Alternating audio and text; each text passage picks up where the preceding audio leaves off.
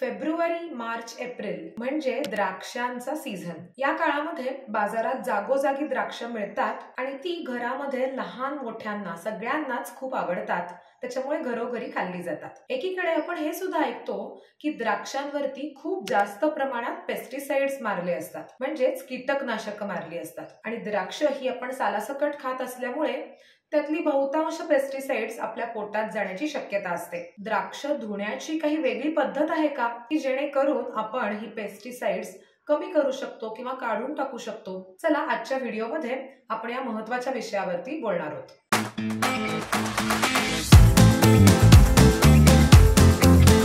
नमस्कार, मी doctor Tejas. Just for हार्ट्सच्या यूट्यूब चॅनलवर तुमच्या सगळ्यांचं खूप खूप स्वागत। उन्हाळ्यामध्ये द्राक्ष, खरबूज, कलिंगड, आंबे, जांभळं, फणस ही फळं अगदी कॉमन आहेत। उन्हाळ्यामध्ये ही फळं आपण नाही खाल्ली तरच नवल। आणि ह्या सगळ्या फळांमध्ये काही ना काहीतरी वैशिष्ट्य आहे, आपल्या तब्येतीसाठी, आरोग्यासाठी उपयुक्त असे घटक आहेत। आणि आपण नेहमीच म्हणतो की सीझनल फळं खायला हवीत, पण सीझनल फळं जरी आपण खात असू किंवा प्रेफर करत असू तरी ती खाताना काही वेळा काही काळजी घेणं आवश्यक असतं। स्पेशली मधुमेहींच्या बाबतीत आंबा, द्राक्ष, फणस यासारखी फळं खाताना विशेष काळजी घ्यावी लागते। याबद्दल माझे आमच्या चॅनलवरती खूप व्हिडिओज आहेत, हे तुम्ही जरूर जाऊन बघा। पण आज आपण बोलणार आहोत द्राक्ष खाताना, ती धुताना काय काळजी घ्यावी या विषयावरती। द्राक्षांवरती आपण अनेकदा एक पांढरा थर बघतो आणि आपल्याला असं वाटतं की ही पेस्टिसाइड्स आहेत आणि आपण आजूबाजूला बघत असतो, ऐकत असतो की द्राक्षांवरती खूप फवारणी केली असते। त्यामुळे आपण साहजिकच काळजीत पडतो की द्राक्ष खरोखरीच आपल्यासाठी चांगली आहेत का, किंवा हे द्राक्ष खाऊन काही फायदे होणार आहेत का की तोटेच होणार आहेत। तर यासाठी 2-3 गोष्टी आपण महत्त्वाच्या लक्षात ठेवायला हव्यात। जेव्हा द्राक्षांचं प्रोडक्शन केलं जातं किंवा द्राक्ष लागवड जेव्हा होते तेव्हा त्याचा जो काळ असतो पूर्ण साधारण 120 दिवसांचा काळ किंवा 4 महिन्यांचा काळ, या काळामधला फर्स्ट हाफ या झाडावरती किंवा द्राक्षाच्या वेलांवरती खूप पेस्टिसाइड्स मारले जातात आणि स्पेशली बुरशीजन्य आजार त्या झाडाला होऊ नयेत किंवा वेलाला होऊ नयेत म्हणून त्यावरती खूप फवारणी केली जाते। नंतर हे फवारणीचं प्रमाण तसं तुलनेनं कमी होतं, पण काही खतं आणि कीटकनाशकं ही द्राक्षाच्या मुळातही घातली जात असल्यामुळे मुळापाशी जमिनीमध्ये ती आपसुकच द्राक्षाच्या वेलीमध्ये आणि पर्यायानं फुलांमध्ये आणि फळांमध्ये येतातच। ती सुद्धा आपल्या पोटात जाणं साहजिक असतं। नुकत्याच झालेल्या संशोधनानुसार द्राक्षांमध्ये अनेक प्रकारची पेस्टिसाइड्स, जवळपास 50 प्रकारची पेस्टिसाइड्स आढळून आली आहेत आणि त्यातली काही पेस्टिसाइड्स ही खरोखरीच आपल्या तब्येतीसाठी अतिशय हानिकारक आहेत। म्हणजे थेट आपल्या न्यूरॉन्सवरती किंवा मज्जातंतूंवरती परिणाम करणारी किंवा आपल्या हॉर्मोन्सवरती म्हणजे संप्रेरकांवरती परिणाम करणारी ही कीटकनाशक आहेत असं लक्षात आलंय। त्यामुळे द्राक्ष खाताना आणि इतर फळंही खाताना ती धुताना थोडीशी जास्त काळजी घ्यायला हवी असं मला आवर्जून सांगावंसं वाटतं। त्यात अजून म्हणजे द्राक्ष आपण सालासकट खातो। ज्या फळांची आपण सालं काढून खातो त्यांचं निदान सालावरचे जे पृष्ठभागावरचे पेस्टिसाइड्स किंवा काही केमिकल्स असतात ते निघून जायला मदत होते, पण द्राक्ष थेट सालासकट खात असल्यामुळे थोडीशी जास्त काळजी या बाबतीत घ्यावी लागते। तर द्राक्ष धुण्यासाठी जर तुम्ही योग्य पद्धत वापरलीत तर यातली बरीच पेस्टिसाइड्स म्हणजे जी पृष्ठभागावरती असतात ती निघून जायला मदत होते। द्राक्ष विकत घेताना आपण द्राक्षांच्या वरती, सालावरती एक पांढरट थर बघतो, तो खरं तर पेस्टिसाइड्सचा नसतो। अनेक फळांवरती असा थर बघायला मिळतो आणि हा थर नॅचरली येतो, म्हणजे नॅचरली वॅक्स सारखा एक घटक ज्याला ब्लूम असं म्हणतात तो या फळांच्या पृष्ठभागांवरती किंवा सालींवरती आला असतो, कारण याद्वारे फळातलं पाणी बाहेर जाऊ नये आणि बाहेरचं पाणी फळात जाऊ नये अशी निसर्गाची योजना असते। त्यामुळे खरं तर द्राक्षांच्या प्रोटेक्शनसाठी किंवा द्राक्ष जास्त काळ टिकावीत यासाठी निसर्गाकडूनच तयार केलेला हा एक घटक असतो आणि ज्याचा आपल्या तब्येतीवरती विशेष काही परिणाम होत नाही, म्हणजे तो खाल्ला तरी काही आपल्याला अडचण येत नाही। पण हा पांढरा थर जरी पेस्टिसाइड्सचा नसला तरी आपल्या डोळ्यांना न दिसणारी अनेक पेस्टिसाइड्स द्राक्षाच्या पृष्ठभागावरती असतात। त्यामुळे ती धुताना काय काळजी घ्यायची याबद्दल आपण आज बोलतोय। अनेक जण द्राक्ष फक्त पाण्याने धुतात किंवा काही जण पाण्यामध्ये ती बुडवून ठेवतात मग धुतात।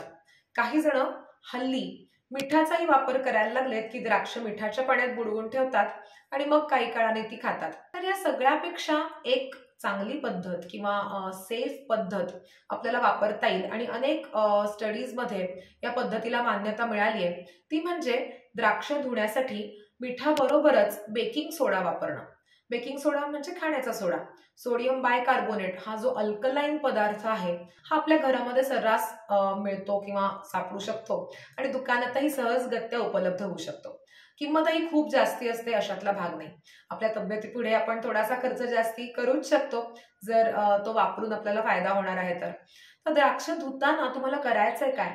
साधारण तुम्ही एका भांड्यात, खोलगट भांड्यामध्ये द्राक्ष घ्यायची आणि ती बुडेल इतकं पाणी त्याच्यामध्ये घालायचंय. तर अंदाज घ्या, साधारण 1 लिटर पाणी तुम्ही त्या भांड्यामध्ये घातलं असेल तर त्याच्यामध्ये तुम्हाला 2 चमचे मीठ, 2 टीस्पून मीठ आणि 2 टीस्पून बेकिंग सोडा घालायचा आहे आणि हे छान ढवळायचं आहे मिश्रण आणि या मिश्रणामध्ये द्राक्ष 10 मिनिटं बुडवून ठेवायचे. खूप काळ द्राक्ष बुडवून ठेवणं या मिश्रणामध्ये हे सुद्धा काही चांगलं नाही. त्यामुळे अप्रॉक्सिमेटली 10 मिनिटं तुम्ही द्राक्ष बुडवून ठेवा आणि मग नंतर त्या मिश्रणातनं पाण्याच्या किंवा सोल्युशनमधनं ही द्राक्ष बाहेर काढून तुम्हाला रनिंग वॉटरमध्ये म्हणजे नळाचं पाणी सुरू असताना त्या पाण्यामध्ये ती द्राक्ष धुवायची. पुन्हा दुसऱ्या भांड्यात पाणी घेऊन त्यात ती बुडवून ठेवू नका. पण टॅप वॉटर किंवा नळाच्या पाण्याने धुताना ते पाणी सुरू राहील, फ्लो त्याचा सुरू राहील. अशा वेळेला ती तुम्हाला एका चाळणीमध्ये किंवा मोठ्या गाळणीमध्ये घेऊन ती स्वच्छ करायची. त्यांचा पृष्ठभाग स्वच्छ थोडासा चोळून घ्यायचा हाताने आणि मग ती पुसून तुम्ही डेफिनेटली खाऊ शकता.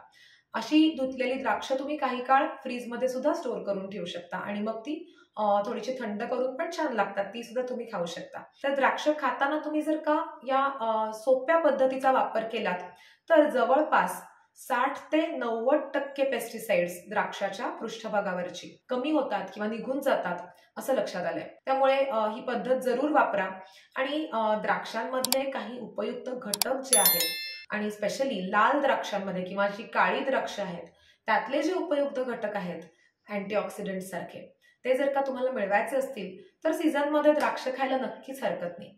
पण ही काळजी तुम्ही घेतली सांगितलेली तर कुठलाही तोटा न होता किंवा कुठलाही धोका न पोचता तुम्ही त्याचे फायदे मिळवू शकाल असं मला नक्की सांगावंसं वाटतं. विशेषतः घरातल्या लहान मुलांना आणि गरोदर किंवा स्तनदा मातांना द्राक्ष खायला देताना ही काळजी तुम्ही आवर्जून घ्यायला हवी. तुम्ही द्राक्ष खाण्यापूर्वी धुता का आणि ती कशी धुता हे मला कमेंट्समध्ये जरूर कळवा. पण थांबण्यापूर्वी आपण मागच्या मंडे क्विजचा विनर कोण आहे हे आता जाणून घेऊयात. दर सोमवारी आम्ही आमच्या YouTube कम्युनिटीवरती आणि फेसबुक चॅनलवरती एक प्रश्न पोस्ट करत असतो. मोस्टली हा प्रश्न मधुमेहाबद्दल असतो आणि मधुमेहाबद्दल जनजागरूकता वाढवावी हा त्याच्या मागचा हेतू आहे. प्रश्नोत्तरांमधनं हे बऱ्याचदा साध्य होतं. तर असे अनेक सोमवार आम्ही हा प्रश्न असा पोस्ट करतोय आणि त्यावर तुमचा चांगला प्रतिसाद आम्हाला मिळतोय. मागच्या सोमवारी आम्ही प्रश्न पोस्ट केला होता की मधुमेह टाळता येतो का, आणि याच्यावरती अनेकांनी त्यांचं मत मांडलं. अनेकांना असं वाटतंय की मधुमेह टाळता येत नाही किंवा मधुमेह फक्त कंट्रोलमध्ये ठेवता येतो. पण संजीव म्हणून एक आहेत आपले दर्शक, त्यांनी असं उत्तर दिलंय की मी गेली काही वर्ष मधुमेह माझा झालेला आता पुन्हा आटोक्यात आणलाय, पूर्णपणे नॉन डायबेटिक स्टेजमध्ये आणलाय आणि गेली 5 ते 7 वर्ष त्यांनी तो मेंटेन सुद्धा ठेवलाय तसा.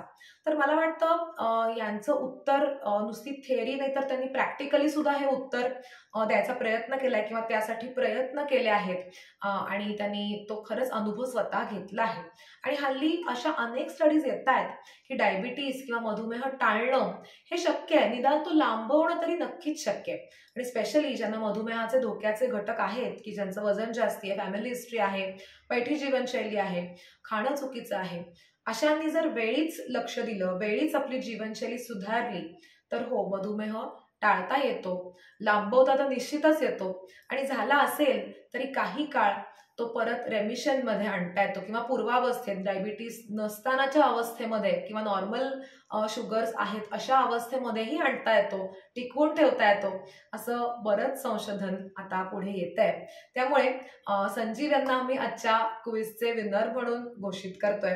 अनेकांनी या प्रश्नाचं उत्तर देताना जस्ट फॉर हार्टचं कौतुक देखील केलंय की जस्ट फॉर हार्टच्या सानिध्यात आम्ही असू तर आम्हाला मधुमेह नक्कीच नियंत्रणात ठेवता येईल तुमचे व्हिडिओज बघून, असंही काहींनी कळवलंय. त्यांच्या या उत्तराबद्दल त्यांचेही मनापासून धन्यवाद. असेच भेटत राहूयात दर सोमवारी आमच्या मंडे क्विजच्या माध्यमातून आणि दर मंगळवारी डायबिटीज संदर्भात आणि इतरही आरोग्य संदर्भात व्हिडिओच्या माध्यमातून जस्ट फॉर हार्ट्सच्या यूट्यूब चॅनलवरती. धन्यवाद.